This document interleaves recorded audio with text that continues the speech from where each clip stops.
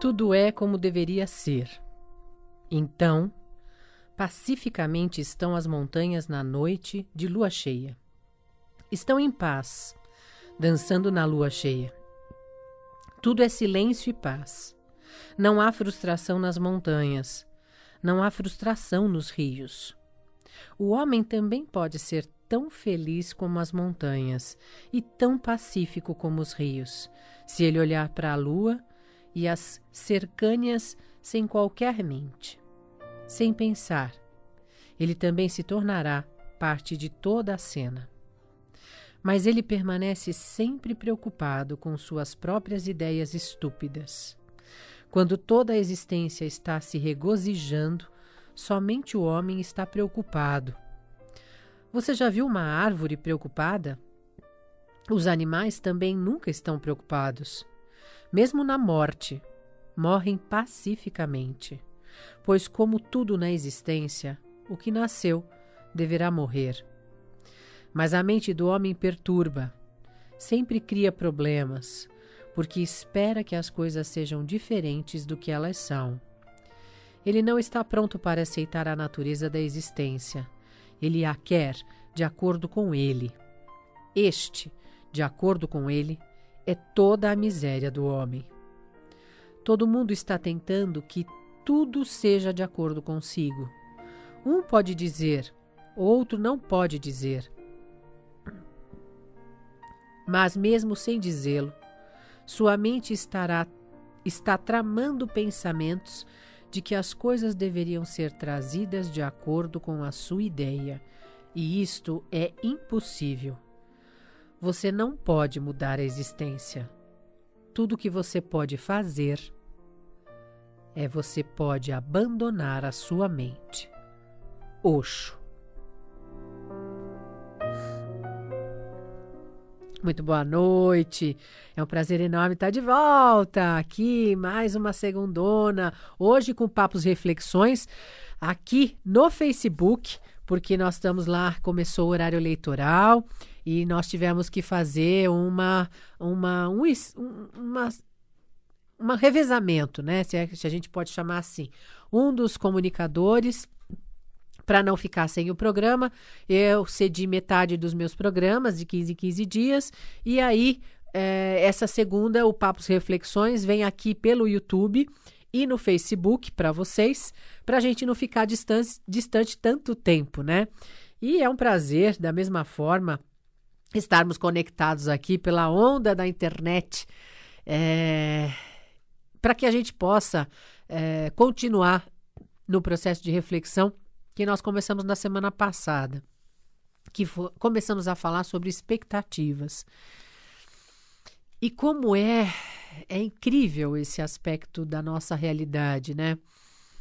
Como nós nos perdemos da essência divina que somos, que reside, que é cada um de nós, porque nós nos moldamos a alguns estereótipos, algumas idealizações, algumas maneiras que nos ensinam, que nos treinam para vivenciar de acordo com todo o paradigma cultural e social.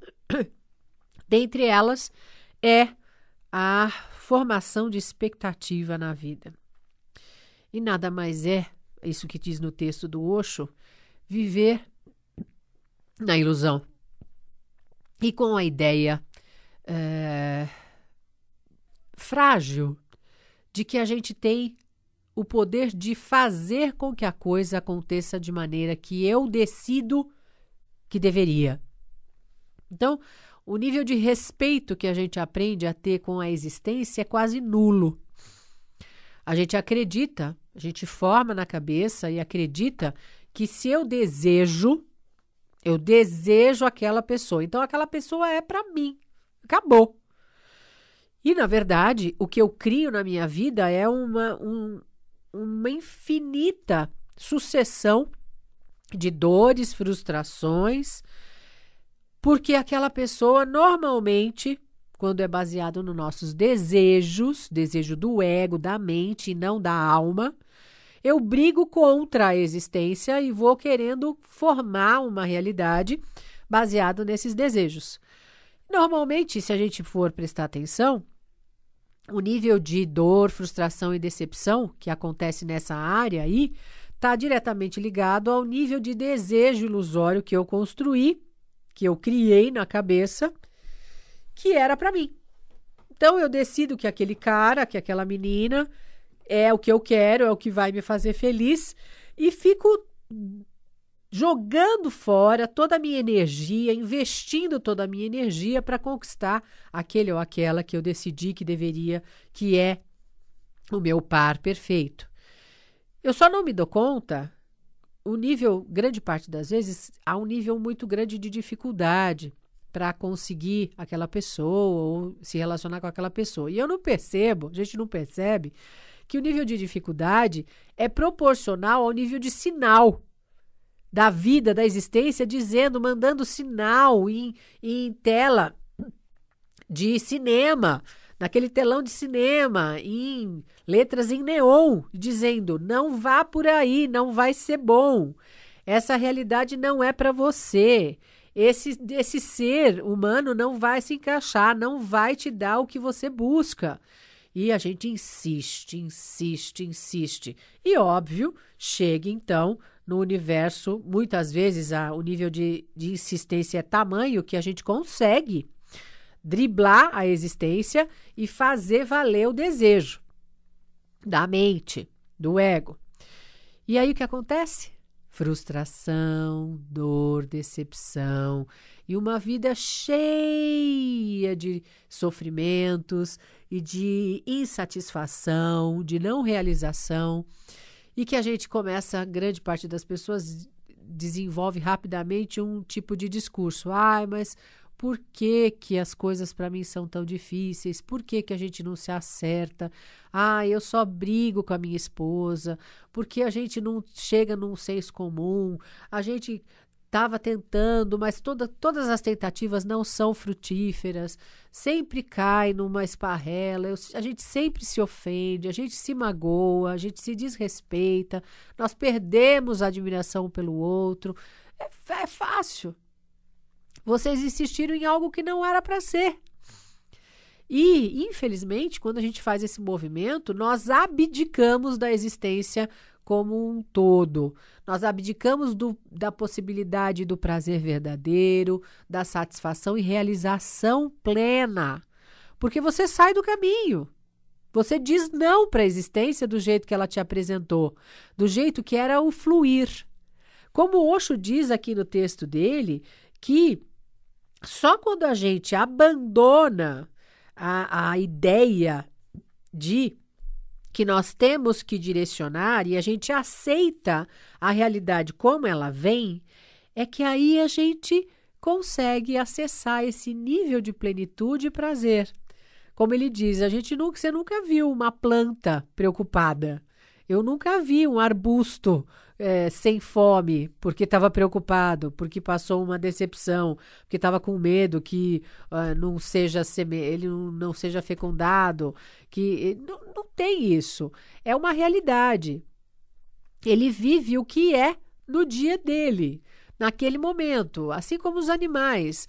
Grande parte dos animais que estão apesar de nós dizermos que são os seres irracionais, de menos possibilidade de inteligência, e na verdade eles são muito mais inteligentes do que nós em vários aspectos. Então, por exemplo, vários animais, acho que a totalidade, quando percebe que está chegando o final da vida dele, alguns deles se isolam, saem da tribo lá, do lugar, da alcateia dele, normalmente os selvagens, para se isolar e esperar a morte chegar para ele. Por quê? Porque não adianta brigar contra, porque é uma realidade, como Osho diz mesmo no texto que eu li no início do programa, a natureza da existência é baseada que tudo que nasce morre. Nós é que brigamos com isso, nós é que temos a ideia de que conseguiremos ser eternos um dia. E, na verdade, a eternidade não tem nada a ver com permanência, tem a ver com existência, com consciência da existência. Quando você entende que a sua existência só muda de estado de concreto, né? Então, agora eu estou no estado físico, concreto, sólido, mas daqui a pouco eu posso virar o estado de alma, o estado de espírito, a energia. Eu mudo de estado apenas, mas eu continuo existindo. Eu vou continuar existindo eternamente, assim como você que está me ouvindo. E nós não entendemos dessa forma. Nós temos o apego, a ilusão, a expectativa de que nós iremos controlar todos os aspectos que nos compõem, inclusive a nossa vida. E é por isso que nós causamos tanto sofrimento na nossa realidade. É por isso que você sofre tanto com a sua dificuldade de aceitar fluidicamente aquilo que é. Então, mudança para nós é praticamente um martírio. É um sofrimento muito grande. Mudar de emprego é difícil, mudar de casa é difícil, terminar esse relacionamento é difícil, começar relacionamento é difícil, passar para estados diferentes de relacionamento é difícil.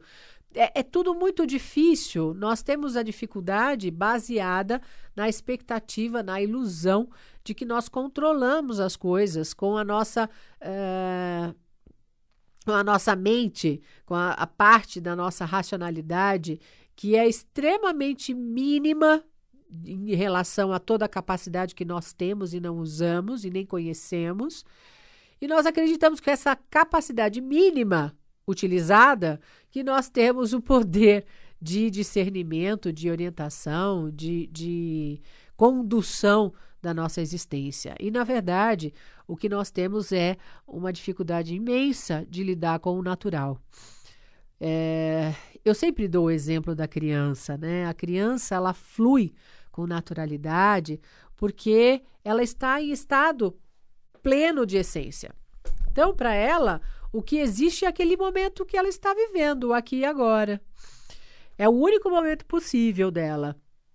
Então, quando ela está lá brincando com o brinquedo dela e vivendo lá as historinhas que ela faz com os brinquedos, aquilo é o real para ela, é a única realidade possível.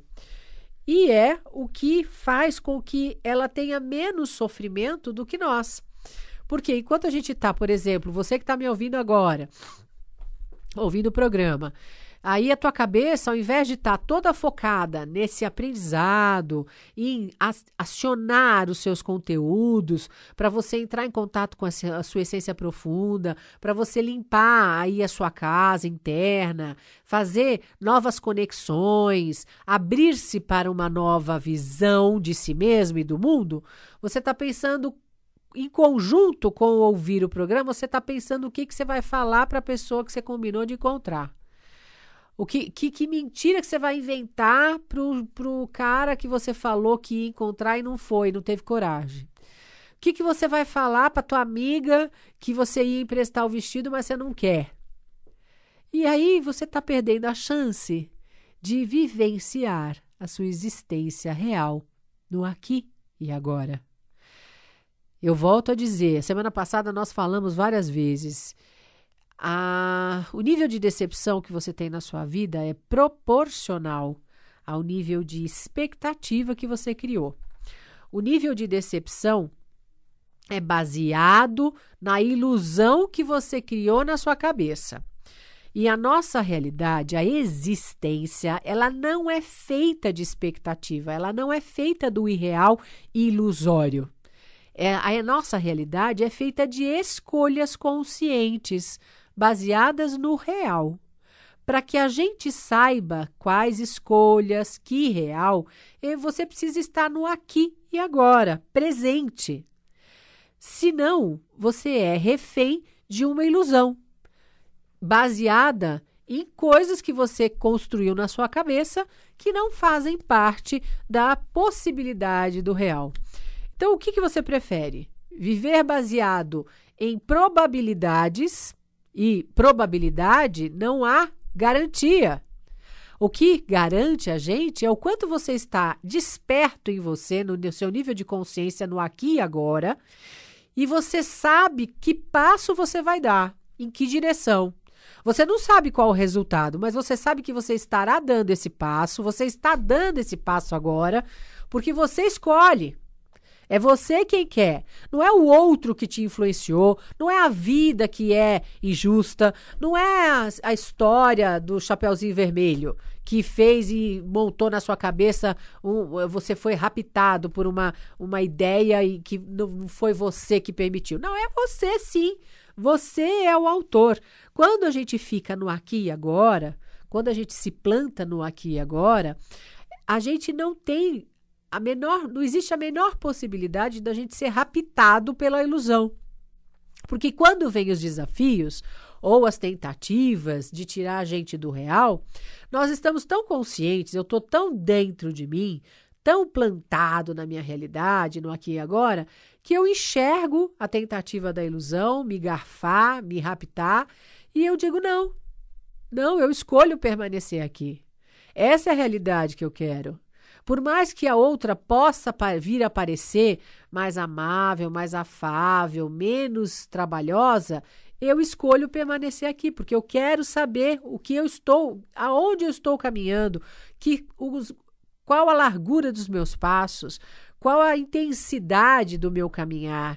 Eu sou dono disso. Eu lembro que, quando eu era adolescente, não era, é óbvio, meus pais nos educaram, eu e minha irmã, com uma postura em relação aos vícios, às substâncias. Mas, mesmo assim, se eu não tivesse esse contingente interno, eles iam falar como tantas outras coisas e ia passar batido. Mas, na verdade, reverberou a maneira como eu fui educada, reverberou de uma forma muito profunda dentro de conteúdo meu. Eu, particularmente, Mônica, não gosto de bebida alcoólica e não gosto de nenhuma substância que me tire o poder de escolha consciente. Então, na minha adolescência, eu nunca provei nenhuma substância que tirasse o meu discernimento. A única vez que eu provei foi bebida alcoólica. E aí passei muito mal, que além de tudo, além de eu não gostar, o meu organismo físico rejeita. Então, eu passei muito mal, nunca mais bebi. Nunca mais tentei beber. E não foi bebedeira, né? Foi uma coisa bem pouquinha, um copinho. Mas, enfim. E por quê? Porque dentro de mim, o que mais sempre foi muito forte dentro de mim, desde que eu era pequena, eu, Mônica, é que eu queria saber o que eu estava escolhendo. Desde pequenininha. Minha mãe conta, eu não escolhia as coisas se eu não soubesse o que era, para onde ia. Eu não era uma coisa aleatória. Eu vivenciava cada coisa sabendo o que eu estava vivenciando. Então, quando eu escolhi fazer determinado curso, eu fui porque eu queria viver aquilo. Eu já tinha pesquisado, eu sempre fui muito curiosa, então eu já tinha visto o que envolvia aquele estudo. E aí eu escolhi por mim. Eu escolhi porque fazia sentido para mim. Quando eu fui tentar fazer estudar um instrumento musical, como era na época? Menina toca piano, no máximo violão. Mas eu não gostava. Eu, particularmente, achava bonito com os outros, mas eu não gostava. O que eu escolhi fazer? Saxofone. Eu queria, era a minha escolha. Fazia parte da minha natureza. Então, por mais que os meus pais, os meus parentes diziam, mas saxofone não é coisa de menina, isso é coisa de menino, vai deixar você bochechuda. E eu brincava mais do que eu já tenho. E eles diziam, mas olha, é mais delicado o piano. Piano eu não gosto, não gosto, eu acho estranho para mim. Eu sou muito atabalhoada, eu sou muito... eu não sou tão delicada. Então vai tocar violão. Mas violão, meus dedos dói, eu não gosto, não gostei da corda no meu dedo. Não era a minha vibe. Aí o que a Mônica escolhe? Saxofone. E por quê? Ela é a natureza. Até hoje, né? A tudo que me tira o direito de escolha consciente, eu não vou. Eu não experimento. Não faz parte da minha realidade. Por quê? Não porque eu quero controlar, mas porque eu quero sentir verdadeiramente algo que faz sentido para mim. E o que vier como consequência daquela minha escolha, eu abarco, eu acato. Eu não justifico, não culpo ninguém, eu escolhi isso, a consequência disso é isto, então vamos lá que eu vou ver o que eu posso fazer. E esse é o princípio fundamental bacana da nossa realidade. É assim que funciona a nossa realidade da vida, com esse caminhar fluídico com a existência, que você está no aqui e agora. Quando a gente está pleno de si, dono das próprias faculdades, consciente da escolha, dos passos que dá, você flui com a vida. Você se permite trilhar caminhos que você sabe que você tem condição de dar conta daquela escolha, mesmo que as consequências não sejam tão positivas. Mesmo que as consequências não sejam aquilo que gostaríamos, que a princípio todo ser humano diz que é o melhor para a nossa realidade, ser positivo, ter um resultado positivo. Grande parte das vezes, os ensinamentos e aprendizados são feitos, a gente só aprende quando as coisas não funcionam exatamente da maneira como aparentavam. Então, hoje, vamos dar exemplos básicos. Hoje, levantou um tempo mais ameno, uma temperatura gostosa. Mas como eu sei, Mônica, sei que eu tô com esse processo a minha sinusite e a minha imunidade um pouco mais baixa nesse aspecto, então eu ando sempre, ultimamente, com quase um guarda-roupa dentro do meu carro. Por quê? Porque eu sei que pode mudar o tempo de uma hora para outra e eu não posso estar desprevenida, porque eu não quero passar frio e ficar doente. Então, hoje, particularmente, eu tinha lá uma blusa extra para eu colocar por baixo da roupa que eu estava. O que aconteceu? Aconteceu exatamente o que eu previa. O tempo deu uma mudada e eu tive que usar aquela roupa que eu estava sobressalente, que eu trouxe extra. Mas isso é fluir com o tempo. Poderia não acontecer. O tempo poderia continuar do jeito que estava de manhã, quentinho, abafado.